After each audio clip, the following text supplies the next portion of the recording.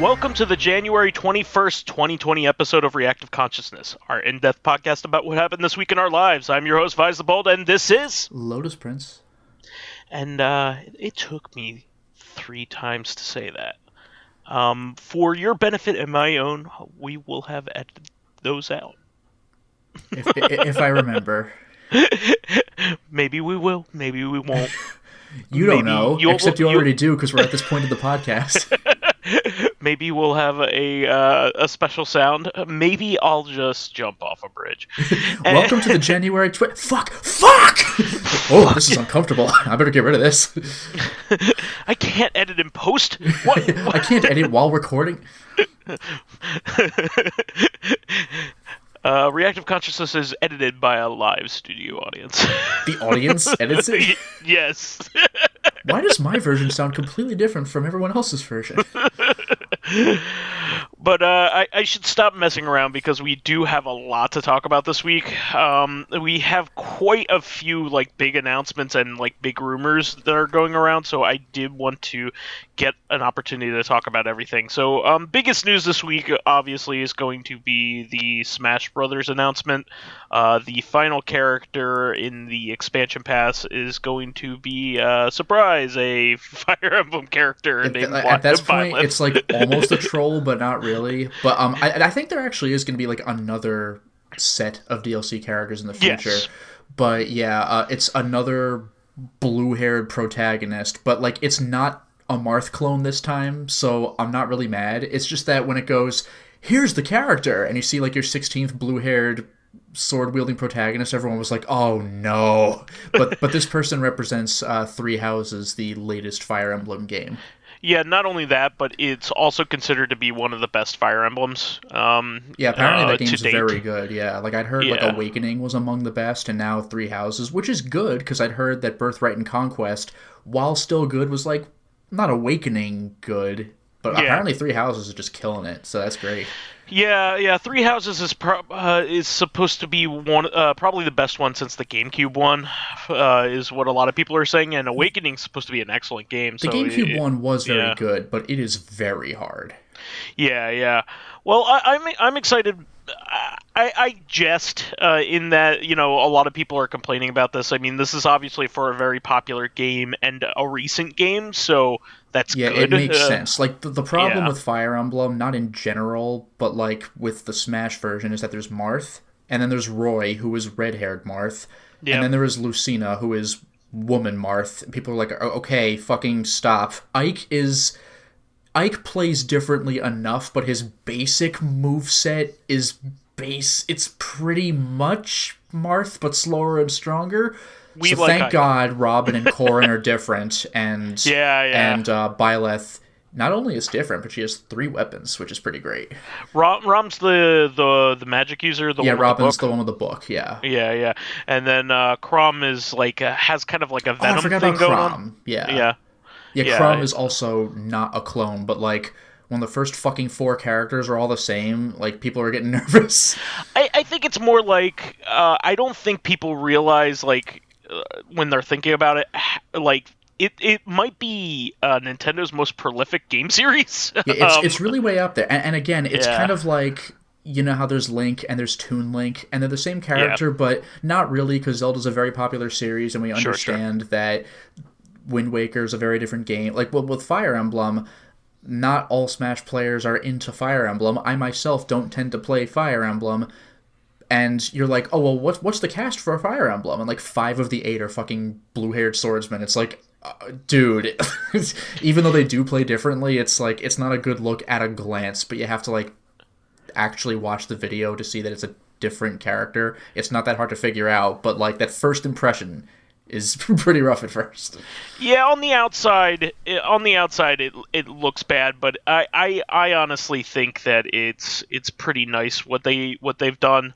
So I'm okay with it in general. Yeah, at first I thought it was a troll. I don't know why this was the case, but the internet seemed to be leaning heavily on Dante from Devil May Cry, and then it's nope, another Fire Emblem character. Well, I mean, He would be another great choice. He would probably be added to on the next round. Yeah. So keep in mind also that they probably had to do a first party character for this last one, just to push to add more high profile characters to sell the next round. Yeah, well, not only that, but Melee is taking characters from who knows where now. But remember that. Did I say Melee? Fucking Smash. But remember that the origins of Smash is first party Nintendo characters. So it would make sense to close on a not like Duke Nukem or something. It's like, and now from 3D Realms, like what?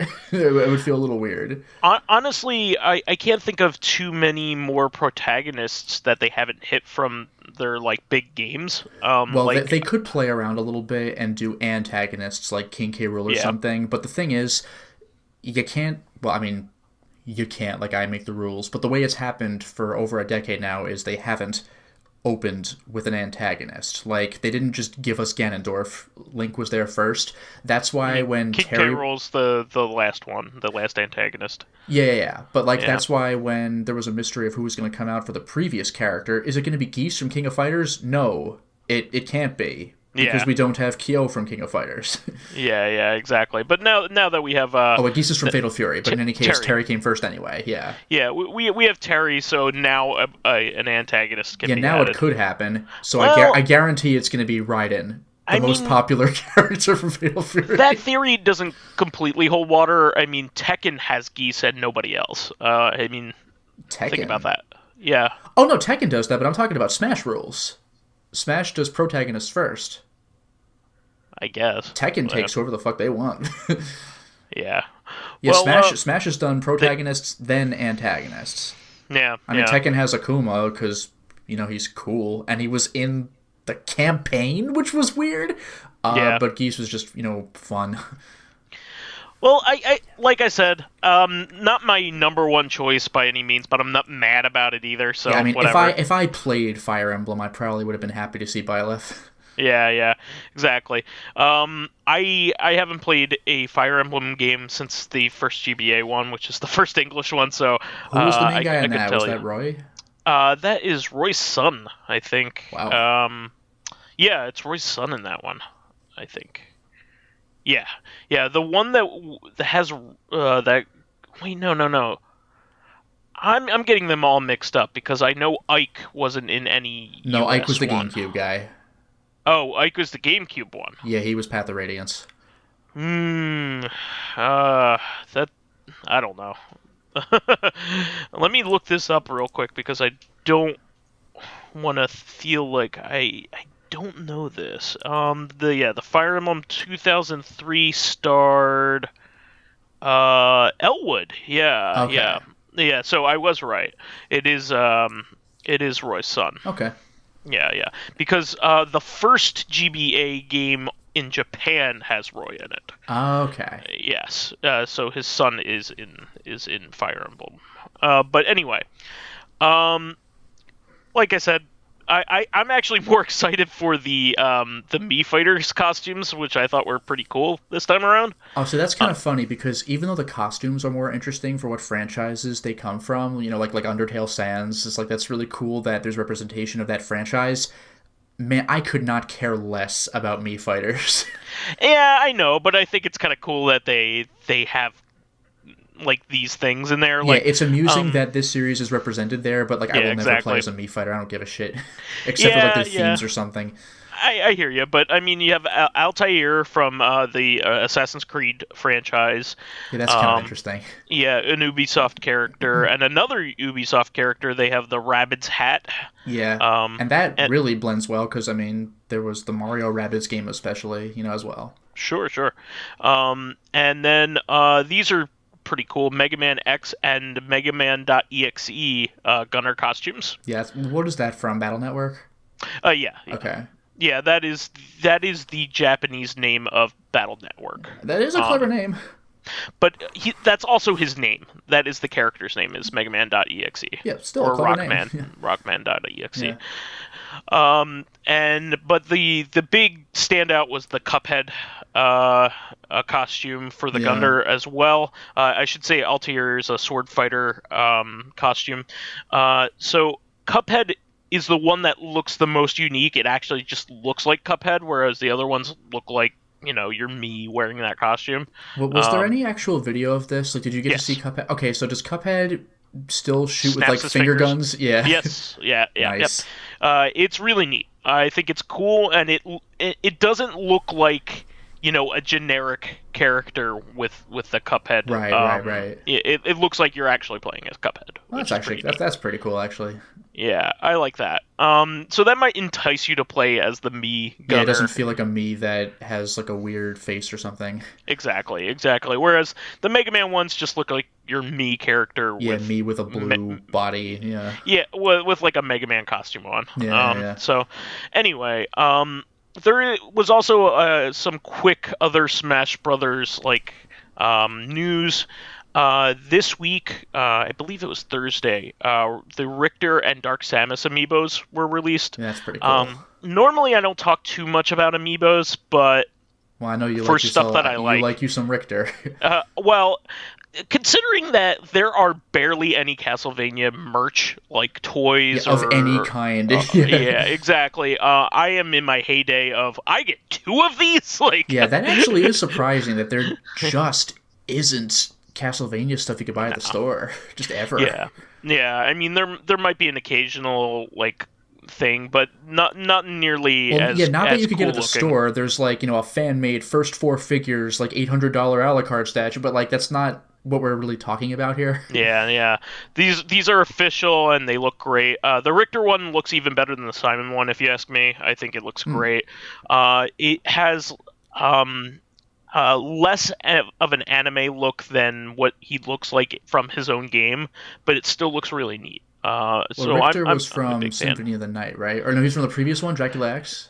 He is from, Dracula X. And he's in the first scene of Symphony of the Night. Yeah, and you can play as him, and you can unlock him. But Richter's one of the coolest of the Belmont characters. But did he have an anime look in his own game? Because yes. the OG Nintendo and Super Nintendo Castlevania games had you looking pretty like Conan the Barbarian style.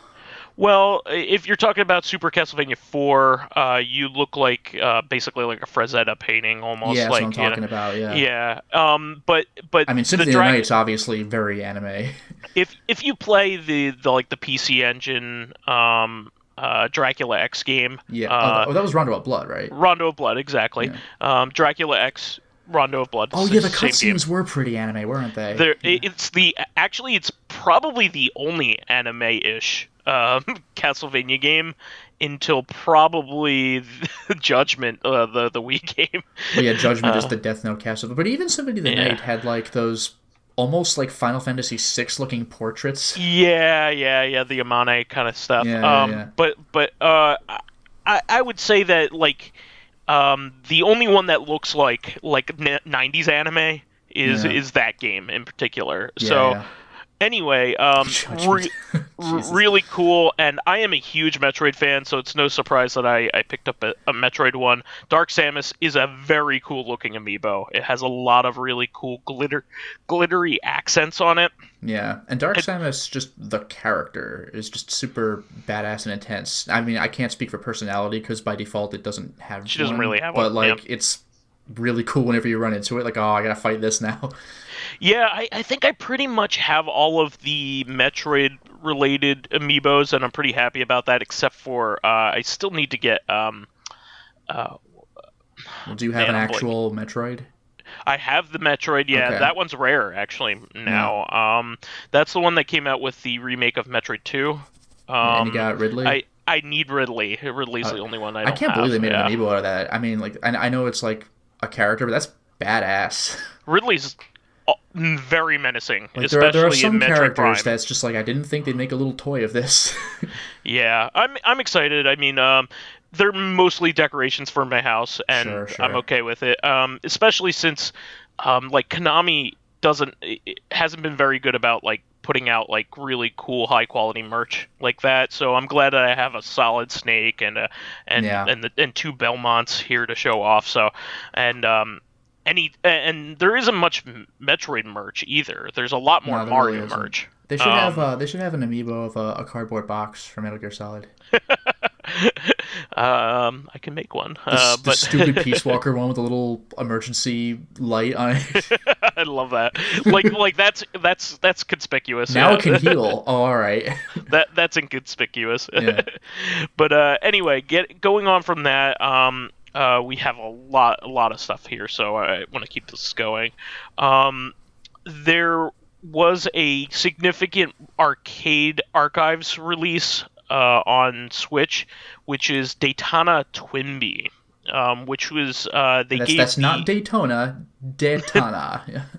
Daytona Twinbee, which has the U.S.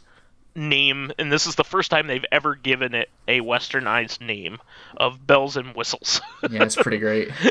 And this is significant because it is not on the Konami collection that is current, so there's no repeat business here.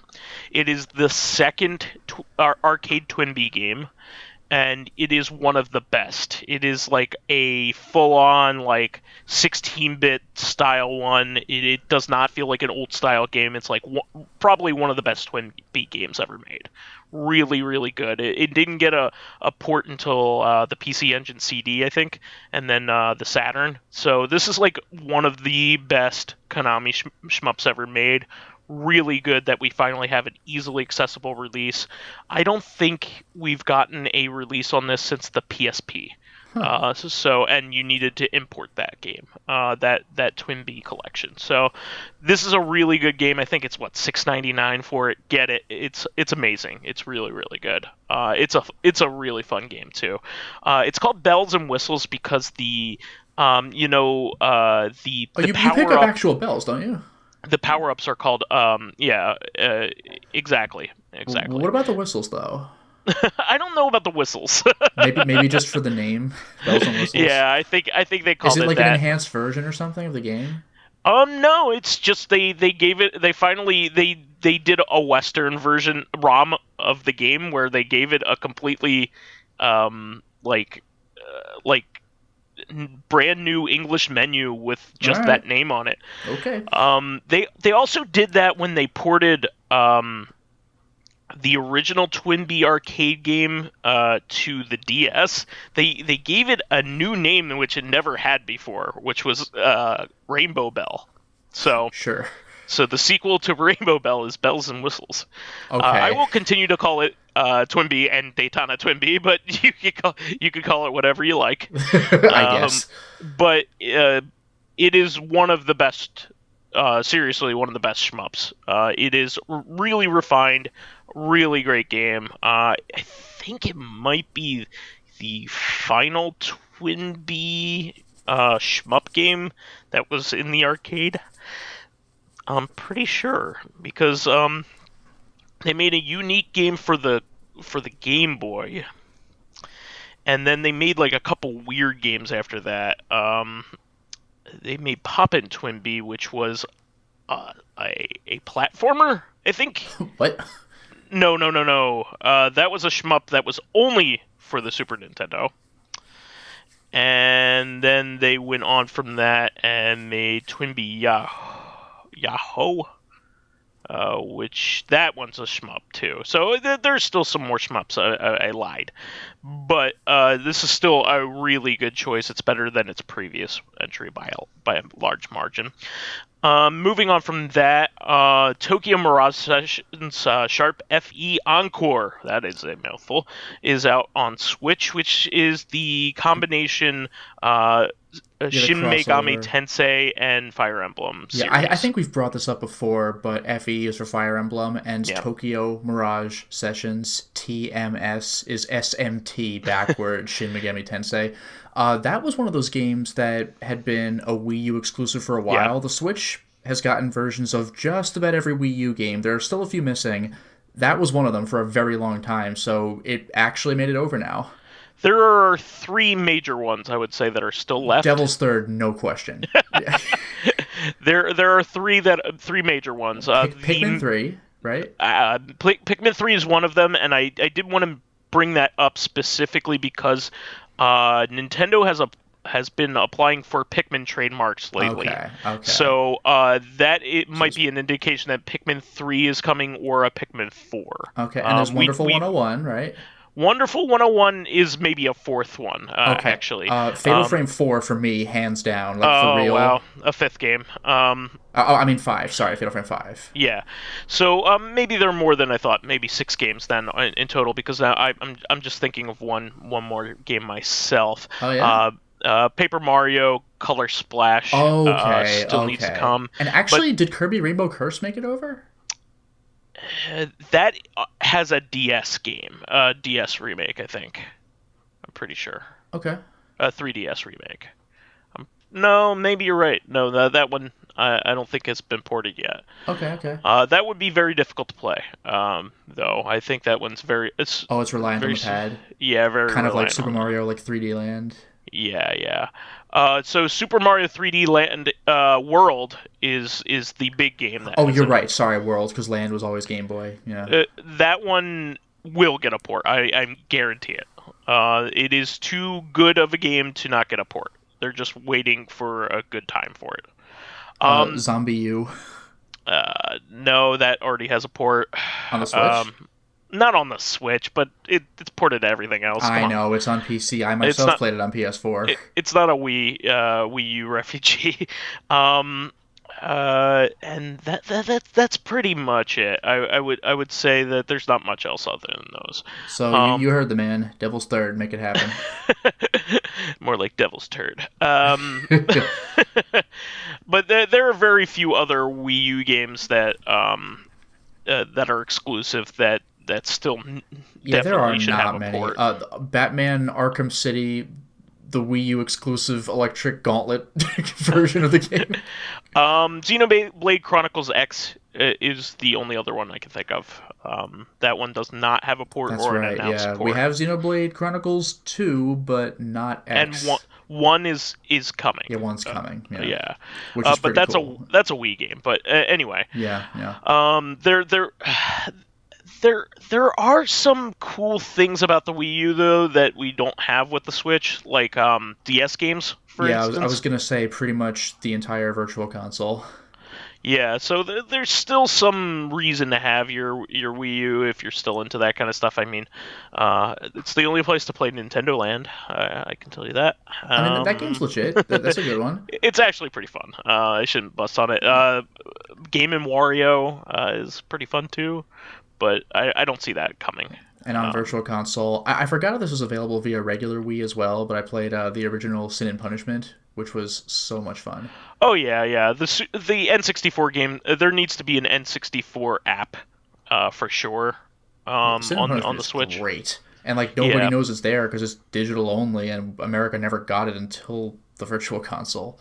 Yeah, the Wii version and Wii U versions are both excellent. In fact, I would say they're better than playing it on the original hardware. Yeah, I still need to play the Wii U version. Or excuse me, the Wii version. Oh, well, that's a sequel. Yes, but I still need to play it. Yeah. Moving on from that, I do want to say that this is really cool and also kind of foretells how next generation is going to go, but Horizon Zero Dawn got announced for PC. This is a huge deal. That game is brilliant. So we kind of got a taste for this because a Guerrilla's Games title earlier got announced for PC, which was Death Stranding. Yep. But this is a bit different. This is definitely a first-party title that they are definitely working with a second party in order to put it out, but this is definitely a Sony-owned product. Yeah. And this is getting a PC release. This is on the heels of them announcing that The Bigs was getting a multi-platform release, which is insane. That one I kind of thought maybe that might have even been like a concession to maybe the MLB, because they are like the most popular baseball games, so maybe they would want it released everywhere. But this, they have no reason to do it other than to sell more copies. So I think this is going to be a really interesting generation coming up. Both Microsoft and Sony seem to be going multi-platform, which is insane. They're more coming out with systems that will give you their ecosystems in which to play the games on, and also their main selling features seem to be their backwards compatibility. I'm very pleased with. I mean, the PS2 kind of started it, but like really later, more companies picked up on it, like PS3 and 360. Like the backwards compatibility has become such a wonderful thing. Yeah, I guess I should talk about this next. There are some hefty PS5 rumors that seem very credible going around. One of them that there is going to be a PS5 launch event in February where they're going to announce this kind of stuff. Sony has also announced that they won't be attending E3 this year, so this is probably where they're going to make any announcements about this kind of stuff. There's a rumor that the slogan is "It's time to play," which sounds right up their alley. Yeah, why not? Releasing October 2020 makes perfect sense in time for the holidays. A $4.99 USD launch price, which actually seems right. That seems right in line with pricing. It's cheaper than what the PS3 was going to be. Yeah, that's true. What was it, 600 back in the $599 US dollars? Remember that meme? Yeah, that's terrible. Everybody jumped all over that, didn't they? Oh yep. No. And the PS4 was what, $400?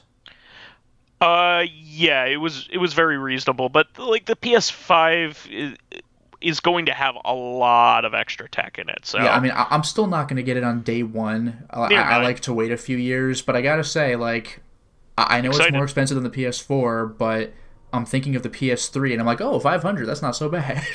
Yeah, exactly. And specs roughly on par with the Series X. I don't think there's going to be much difference in hardware between the Series X and the PS5. But the big rumor going around is the backwards compatibility. Yeah, with everything except the Vita. Everything except the Vita, which we already have the the PlayStation TV for that. So who cares? Yeah, so 1, 2, 3, 4, and PSP. Well, we have the PlayStation TV, yeah, but that doesn't cover everything. It just covers most things, like like anything with motion sensors or whatever. A lot of games are whitelisted on the PS TV. I mean, to be fair, there aren't many games that are stuck to the Vita left anymore either. No, there really aren't. A lot of them were ported to the PS4 as well, and in some cases, the early ones got crossplay on the PS3 as well. Yeah, like not Drakengard, freaking like. I forgot what it was, but like Deception could it have been? But like a lot of things had crossplay. Yeah, there are really only a couple games that are like essential that haven't made it over, and that's like Persona 4 Golden and Uncharted, and that's basically it. Yeah, I mean there's a Monkey Ball game if you really want it. No, there are other games. I'm not saying there isn't anything worthwhile, but like those are essentials. Like. And even Uncharted's like not essential. Like only really Persona 4 is like the best version of a great game. So and even then it's a port of a good game to begin with. I know it was a PS2 game. Yeah, exactly. So I'm excited because if this rumor is true, I thought PS3 games would never get backwards compatibility because of how difficult the infrastructure is. Yeah. I thought PS4 games no problem. I thought PS2 games probably in a digital capacity and PS1 games in a digital capacity. I did not think PSP games would ever get a chance to shine on this thing. Yeah. the rumor does not specify in what capacity these backwards compatibilities are.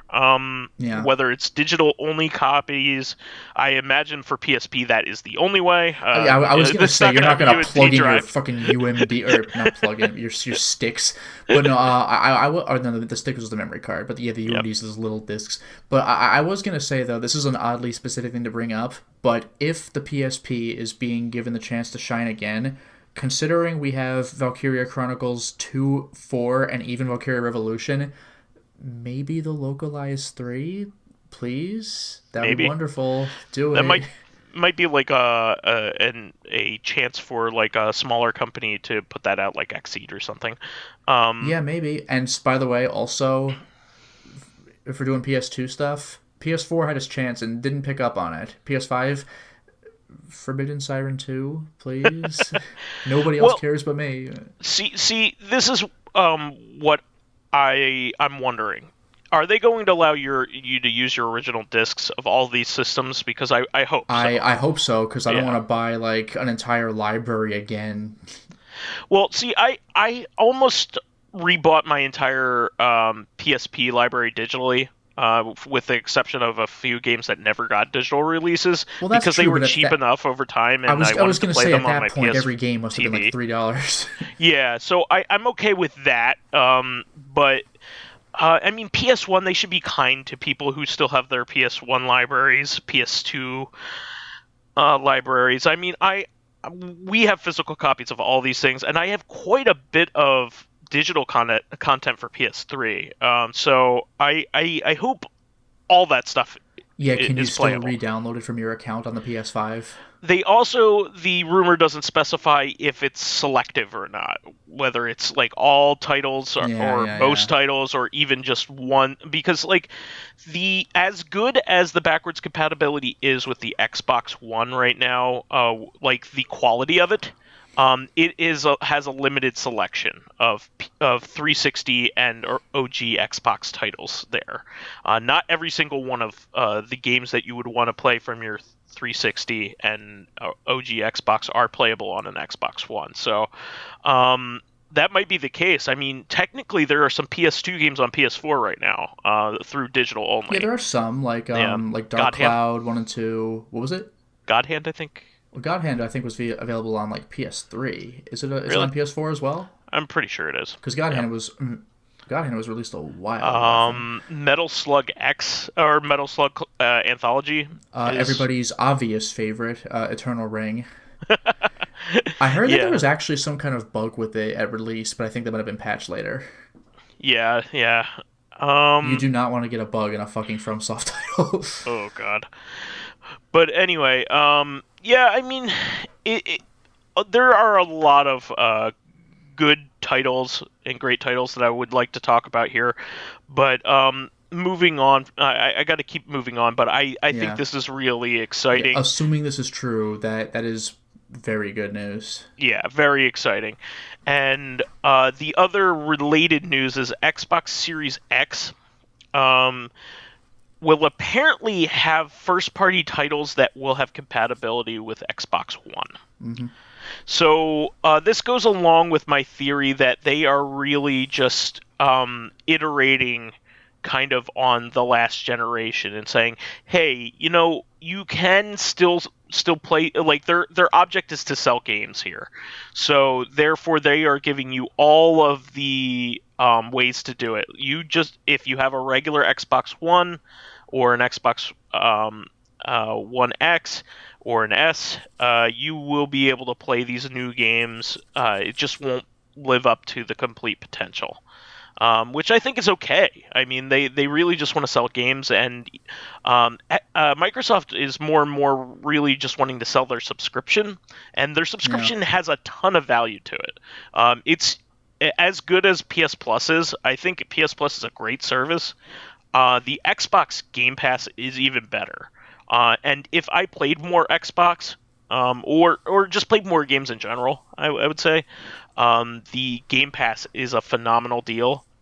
They give you access to all kinds of like AAA content, along with the service, all the time, and they don't take it away from you until you've you've come off of the deal, and it's not all that expensive. And you can even get a version that gives you like PC. You can even do Game Pass on your PC. Like you don't need to do it on your Xbox either. Like that's it's cool. not.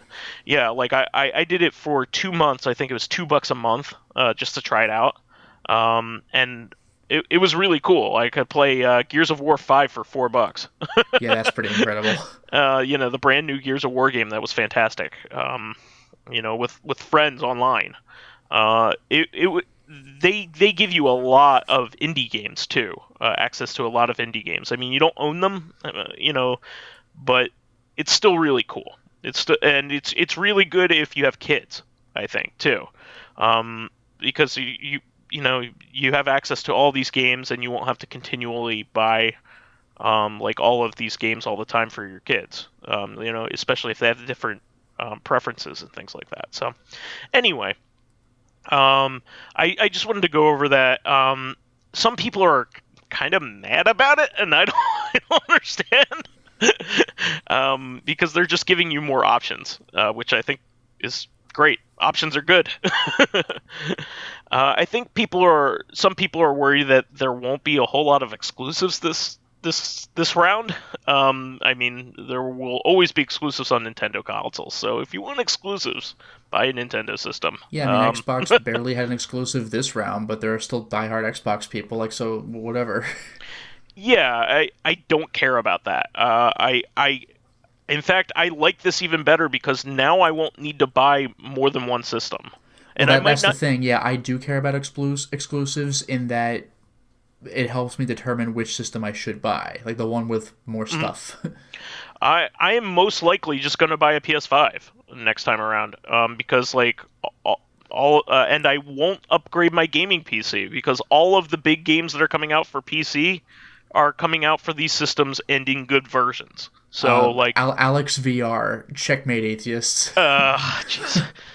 But you know what I'm saying now. I was a PC gamer for a long time. I was primarily a PC gamer for a long time until the Switch came around, and then and now I don't feel like I would upgrade again because like these new systems are going to be great. I think they're going to be really good, and upgrading a PC is very expensive.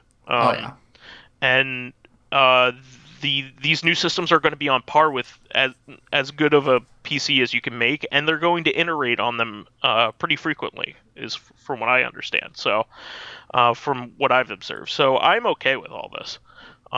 If it saves me some money in the end, where I don't have to keep buying extra hardware because I want to play one or two games that aren't available elsewhere, I'm gonna go for it. I barely play my Xbox as it is, and now even less so, because all of their big exclusive ones either went to the PC or the PS3 later or PS4 later on. So I think I have my goofy DLC for Dead Rising 3. Yeah, there you go. Thank God.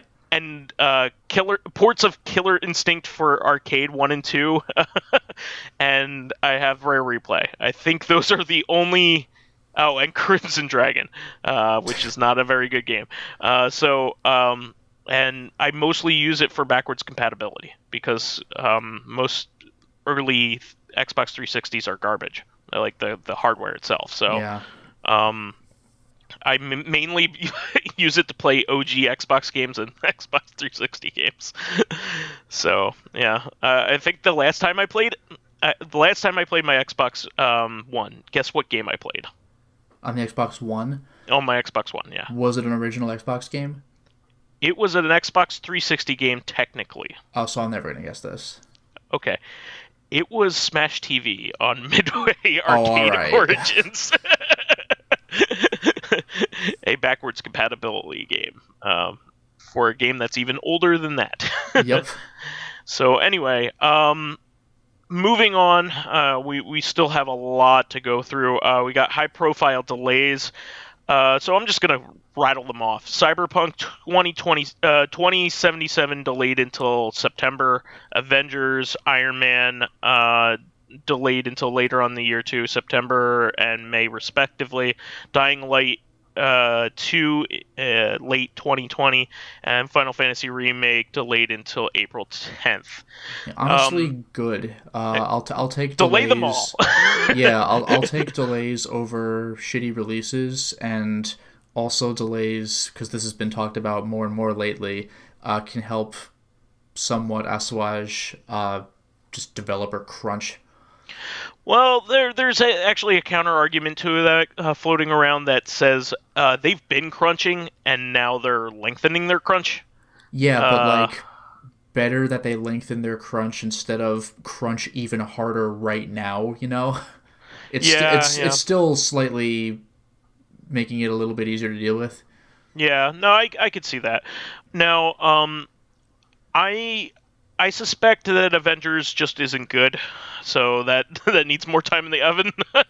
It looked terrible last time we saw it. Yeah, every Iron time I Man, see screenshots of it, it looks like just like I don't know, like an asylum version of Avengers. yeah, it doesn't look very good. Iron Man VR, I don't know very much about that game, so it has a cool premise, obviously, but Batman VR was a lot of fun, so maybe that'll be fun. Dying Light 2, probably just needs more time in the oven. That's a good series. That one's good. Final Fantasy 7 Remake has had all the time in the world. I know. What are you doing? It's like having a thesis that's due in 3 years and then crunching in the last 2 weeks. Yeah. But I don't want that game to be bad after all this time. So, Oh, can you imagine? I suspect that it was mostly delayed because of all the Kingdom Hearts 3 work they had to do. Yeah. And now they're finally getting to it.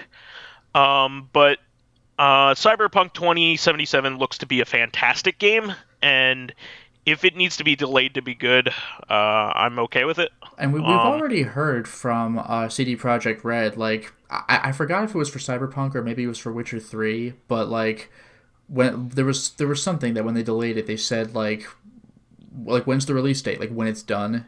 You know? Like, that's a much better answer than some date that they may or may not be able to meet. Like, shut the fuck up. I'll tell you when it comes out. Yeah, and they're also not hurting for money. They just got a spike in sales for Witcher 3 because of the Witcher TV show. Yeah. So, Cyberpunk also, this may be in line with, they might want to launch when the new systems launch. That might be part of their delay. Is they're probably getting ready a version of it for the new systems, the PS5 and the PS and the Xbox Series X. So that's what I'm guessing. But I would like I said with all of these, I'd rather have a delay than an imperfect game. So moving on from that, what else do we have here? We also, there are rumors about a Switch Pro model in the works. There actually seems to be some credence behind this one, because it seems like there are some industry analysts like observing parts manufacturers and what's being ordered and that kind of thing. So they're thinking that there will be a new system on a chip and new magnesium alloy body, and obviously there are rumors that it will be up to 4K as well. I don't know, but Nintendo's always one tech generation behind, so who knows? Who knows? They might be keeping up with the Joneses here, but I doubt it. I don't know what's going to happen. I believe there will be a Pro eventually, but I just don't know in what form. Yeah, they just released a Lite like 5 minutes ago. Like, they're gonna do a Pro now. Yeah, I don't like. That's the part that I don't know whether I believe that or not.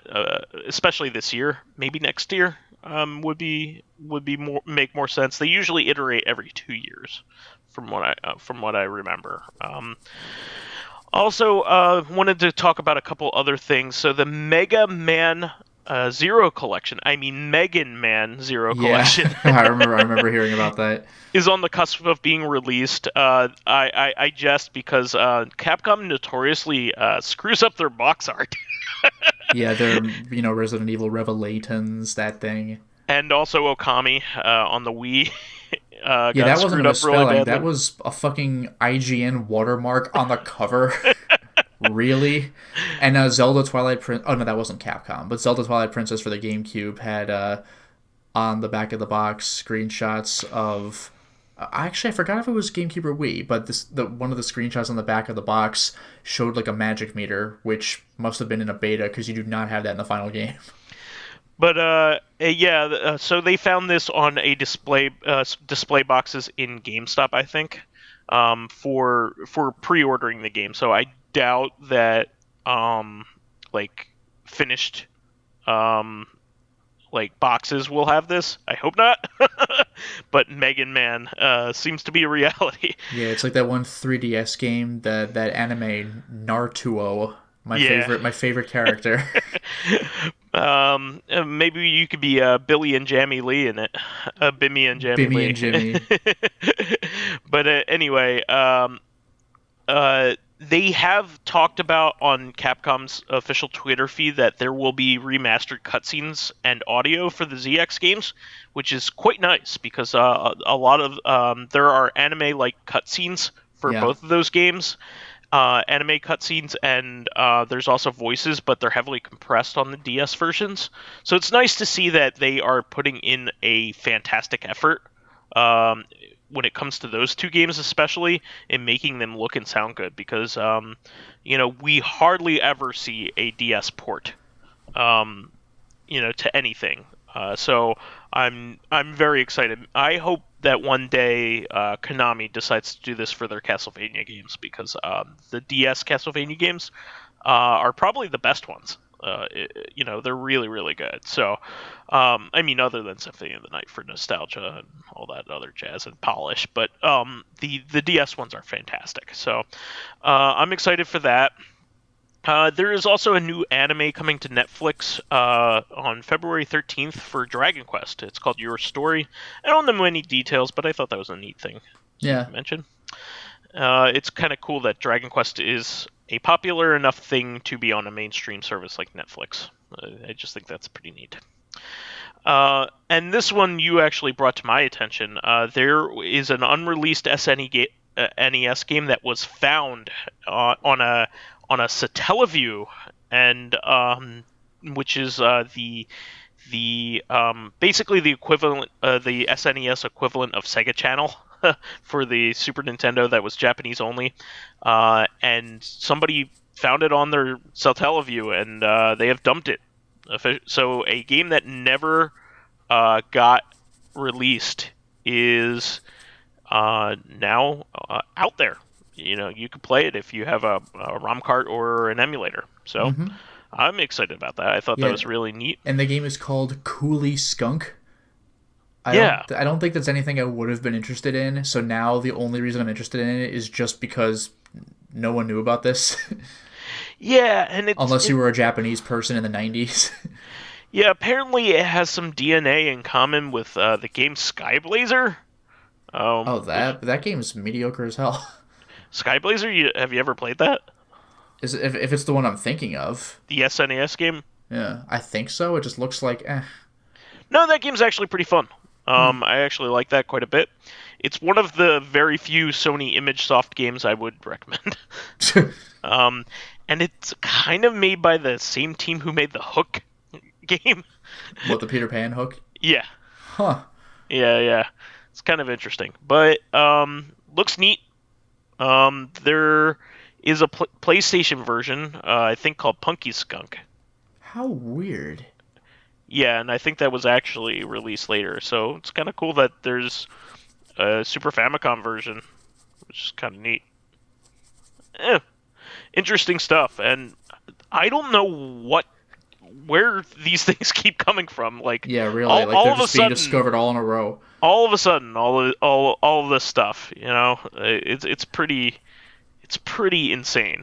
But lo and behold, So when you find these kinds of things, always check your data to make sure, like, you might have some unique stuff on there. Moving on from that, the biggest news that I still have left over was that an OSSC Pro concept was announced by the creator of the OSSC.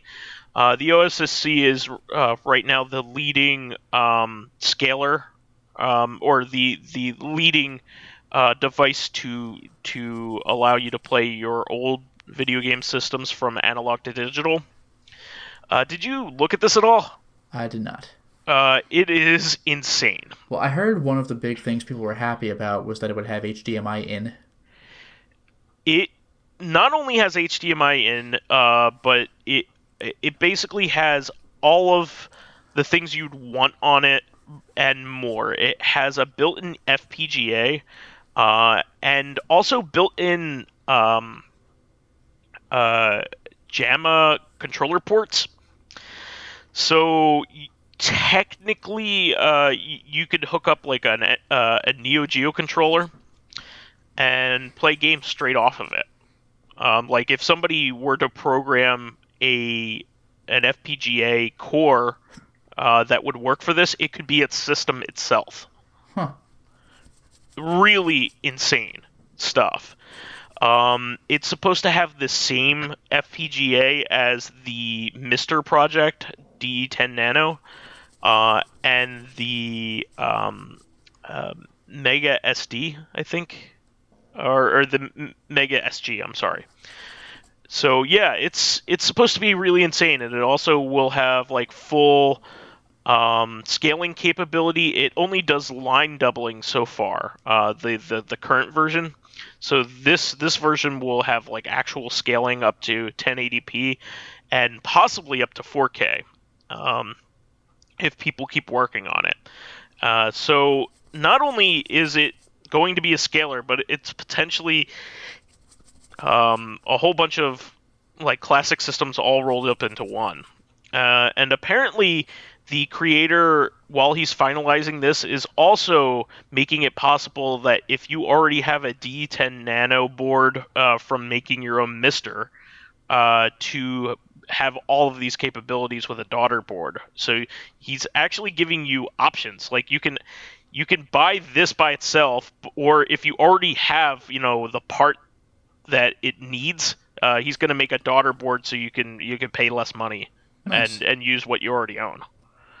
Really insane stuff. It also will have rotation as well, so you will be able to tate your games, which is pretty neat. It'll deinterlace. It'll do non-integer scaling, like all kinds of crazy stuff. Refresh rates, do all kinds of crazy stuff. But this is really, really cool. This means that this will be the most fully fledged like audio to digital or analog to digital converter that's ever been made. It's way better than the current OSSC. It's certainly better than FrameMeister. So really cool stuff. It is probably not going to come out probably until the end of the year or maybe next year, just based off of the fact that they don't have anything physically to show us yet, just like concept stuff. But really, really neat stuff. Moving on from that, a 1080p mod is possibly being teased by Woozle, the guy who's making the HD GBA kits. So he made a kit that allows you to turn your GBA into something that has like HDMI out. People are thinking that he's teasing a 1080p mod. Currently, right now, I think the only thing you could do is do digital out, and 480p is the highest that any of those go to. I believe so. Yeah, so, and that's what they naturally could do. Now, I have kind of always speculated that I might want to hold off on those because I knew that there might be an upscaling mod coming. And lo and behold, this seems to be something that they are working on. So that's really neat. No idea whether this is true or even when it might happen, or whether it will be internal or external or anything. But there you go. There's also progress being made on the HDMI PS1 project. They actually already have like specs and stuff out for it, which is pretty neat. It will be able to switch between resolutions very quickly, which is the main thing that everybody wants, because there are a bunch of PlayStation games, notably RPGs, that switch resolutions constantly. And it's very annoying to play them otherwise. And it will have digital sound implementation. It will support all of the different resolutions upscaled to 480p, 960p, and 1080p. It will also have Wi-Fi for firmware updates, just like the DC HDMI project. And apparently, it will have a mod chip built into it to allow you to play, import games and things like that. Really neat stuff. It has potential for zero dropouts because of the resolution changes or anything like that. So very exciting stuff. And I think probably the only other big news that I wanted to talk about, before we have to wrap things up, is that the developer of SNES, which his name is Bu, on Twitter. This is probably one of the best software emulators there is. Apparently, he has a beta footage of an HD letterboxed version of Legend of Zelda: Link to the Past running. Nice. So it's a 16:9, like not stretched, but actual 16:9 version of that game running. Mm-hmm. With also HD versions of all of the Mode 7 graphics, so it doesn't look as chunky as it usually does with the zoom out and zoom in of those sprites. So really cool looking stuff. Is there any other things that you wanted to mention, Lotus, before we wrap things off? One brief thing. Yeah. Of all things in the world, it concerns the Pokemon anime, Alola. Have you heard of the news about this? I did not hear about this, but I saw that you had put it in our notes here. Yeah, you might find this amusing. So, amused by this, yeah. A recent Pokemon Alola episode, so in 2020. Now, I want to put something into perspective here. Pokemon has aired for, I want to say, 23 years in Japan and closer to 22 in America. And only now, in the year 2020, episode 139 of the Alola series, Ash has finally won a Pokemon Championship League. Oh, I did hear about this, yeah. I think he technically won the Orange Islands, which was like the second season, but that's not like an official thing. So like, this is the big win. Ash is somehow still, I don't know what the hell old he is, like 13 or 14 or whatever. But his mom and Professor Oak saw on the TV. They were like, yeah. It was just like, yes, finally. He did it. And his dad does not care at all. Still. Unless his dad is Professor Oak. We don't know. Oh, is that I don't think that's actually a thing, but like his mom and Professor Oak just endlessly hang out, and so, like, everyone's like, is something going on with that? I don't know. They're always in the same room together, like they pop their heads in.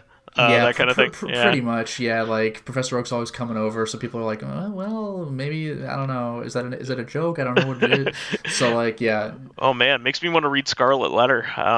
Although, actually, if that were the case, isn't Professor Oak Gary's uncle? So that would make Ash and Gary cousins. Maybe we're not doing this. Or maybe they're just having an affair, and maybe that's what's happening. Yeah. But that's pretty funny. But in any case, Ash finally won something after 2 decades. Man, there are so many like cartoons from that era, like when we were kids. Like that Pokemon started when we were like in middle school, right? Something like that. Yeah, I mean, it coincided, or not? It came out a little after the Game Boy game did. Yeah, yeah. The opening shot of the anime is literally Game Boy. Well, I mean, not like a video camera, but like Game Boy quote footage that turns into the anime version of that when you turn on Red, Blue, Yellow, you see a Gengar fighting a Nidorino, I think. You see them like bobbing up and down the screen, yeah, and then it turns into the anime version. You're like, oh, that was a great way of opening it. Well, I think that it was pretty funny that a lot of like the dads of cartoon characters back then like seemed to be missing, like Street Sharks, like that Oh was a yeah, thing. that was my first thought. Yeah, that It, the Street Sharks didn't have dads. That was the first thing I would have well, thought no, of. they were trying to find him because he had somehow mutated and like Okay, ran away I because never he watched was Street mutated. Sharks. There's Power Rangers where nobody has parents. Yeah, Sailor Moon, Mighty Max. Nobody has parents. I think in the manga they might actually, but not in the anime. Yeah, Mighty Max. In VR Troopers, they do eventually find him, but they're looking for Ryan's dad for a long time. Yeah, doesn't he end up being one of the bad guys? I think so. Yeah. I mean, like in the real Japanese show, it wasn't that The way. real VR Troopers. Yeah, all three real shows that VR Troopers appropriated, but in the real show from Metalder, he was like one of the more honorable villains, whereas in the American release, it was his dad who had been somehow turned into a villain. And he was like, "Oh, you saved me! Like I was a bad guy for a while." So that was kind of interesting. Well, interesting. So anyway, I think that's pretty much it on my end. How about yourself? Well, have you heard about Pokemon Alola recently? Because you Not won't believe what happened. about 5 minutes ago, actually. Oh, you did hear. Okay, so I'll hold off. One quick thing I want to mention this. This is probably the biggest one out of the stuff that I just didn't have enough time to get to. But Sega Ages Sonic the Hedgehog 2 will have a Knuckles mode. Oh, I heard about that. Yeah, because like, is that a first? Like, I think the only way you could ever play as Sonic 2 and Knuckles was to have the cartridges for the Genesis. Did they ever do that in any other release? The Xbox 360 version, if you bought the Sonic and Knuckles game and you also owned Sonic 2, Okay. like if you bought them separately, Okay. Sonic 2 would open up would have the option to do it. Oh, that's cool. Because, like, that's a very rare release. That, like, never happens. At this point, the only thing I don't think they've released, and ever will, is the ability Sonic 3.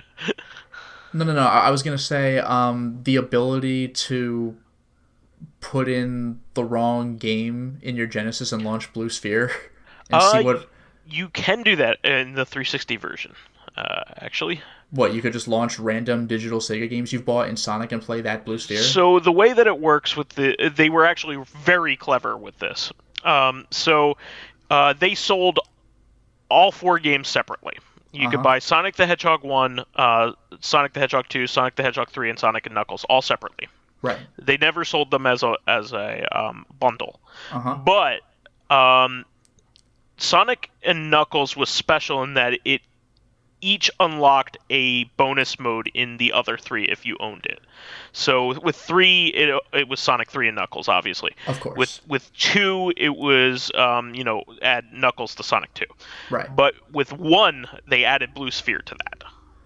Well, that's ironic because Sonic 1 is, I think, the one game where that wouldn't happen. You would just have an error screen where it's like, nice try, like, you can't put Knuckles in this game. But that was like the bonus. That was the bonus. That is feature. clever. But the thing with Sonic and Knuckles is, couldn't you put like some random Genesis game like Anything. Altered Beast in there and just Blue Sphere just happens? So like every game has a unique Blue Sphere. Yeah, it would generate. Buy Xeno Crisis and put that in Sonic and Knuckles. See what happens. It would generate a random one based on the game you put in. Yeah, so get Xeno Crisis and play Blue Sphere. But no one's ever done that. I thought that was I thought it was pretty cool that, I mean, we still don't have the iOS / Android versions of Sonic 1 and 2, but they are like, these versions are just as good. Yeah, They're that's really, fantastic. really good. Well, I mean, you're kind of blowing my mind right now. I didn't know that they ever did Sonic 2 and Knuckles. That's really cool. It's rare though. By the way, Sonic 2 and Knuckles is mostly way easier with Knuckles. Oh, yeah. And even the bonus stages require fewer rings. But the final boss is brutally hard. Like, the hitbox is different, and you just die when you would not have died with Sonic if you had done the same thing. Oh, yeah. I, could not beat the final boss with Knuckles. I couldn't believe it. Because you can't jump as high. I think that's the main thing. Yeah, I got wrecked by the final. I was like, really? Because the final boss isn't that hard, but with Knuckles, I just couldn't do it. You need to know the timing of when he's vulnerable, though, and I think he... in that game, Knuckles has a short jump compared to Sonic and Tails. It might have been something like that, yeah. Yeah, I think that's the reasoning. But I'm excited. I mean, it's still not Sonic 3. I hope that happens someday. Yeah, Sonic where 3 they and can Knuckles, sell it again. It pisses me off because it was supposed to happen and then it didn't. But I think there's a PS2 release where you can do it. Well, I think the most recent version that you could buy is that 360 version, and you could play it on your Xbox One. Yeah, that's pretty great. Yeah. And there's also the Steam release. I think you could still still do that. But yeah, because on the Ultimate Genesis collection on PS3 and 360 is just nope, too bad. Yeah, Sonic 3 has not been available at all since those two that I just said. So yeah. It's a shame, big shame, because it's a great game, especially when it's all together. So it's a shame. Well, that's the show for this week. Please remember to subscribe to the Corrective Consciousness YouTube and SoundCloud pages. While there, please give us thumbs ups, likes, and 5-star ratings on iTunes. Helps promote and spread awareness of the show, and any bit of encouragement helps keep the show going. You can also catch us on Thursday for our sister podcast, Corrective Consciousness, where we will have a discussion on games we hope to play with backwards compatibility on the PlayStation 5. You can also friend me as vysethebold on pretty much everything you can think of. Yep. Till next time. So you can follow me on my YouTube channel, Lotus Prince. You can hit me up on Twitter. Yeah, lying. You can hit me up on Twitter at Lotus Prince. And finally, if you were interested in seeing my videos early, getting in exclusive live streams, selecting upcoming games for me to Let's Play, and getting involved in discussions with me and other patrons on Discord, then perhaps consider swinging by my Patreon account, which can be found at patreon.com/LotusPrince. And also, Bloodborne, at the time of this recording, has only just begun for general consumption, but patrons are a week ahead. So if you want to get more of that delightful Bloodborne action, then now's your chance. Hell yeah. Platinum run, baby. We're doing it. You've done it. That's true. I did it a year ago, but you're going to see it now. All right, everybody. We will catch everybody on Thursday. Until next time, everyone. Bye-bye.